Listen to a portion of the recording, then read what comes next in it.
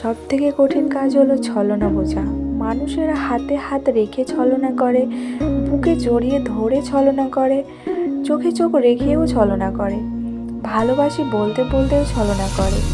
এই মানুষগুলো দেখতে খুবই সাদাসিধে টাইপের হয়। উপরে দেখতে সাদাসিধে মনে হলেও আসলে তারা জাতে অভিনেতা। তাদের উপরের এই অবরণটার জন্য আমরা বুঝতে পারি না একটা মানুষ এতটা জঘন্য হতে পারে।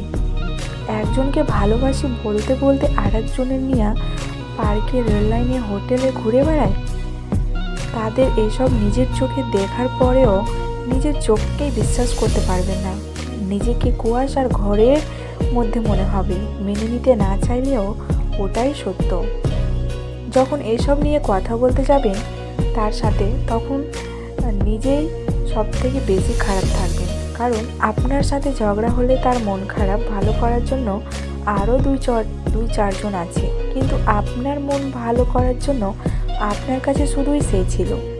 আপনি সব জেনে শুনে মেনে নিয়ে ঠিক করতে চাইলেও কোনো কিছুই আর আগের মতো ঠিক হবে না। আমাদের গ্রামের লোকের মুখে এখনও একটা কথা প্রচলিত আছে, যতই ঘি দিয়ে ডলো কুত্তার লেজ কখনো সোজা হয় না।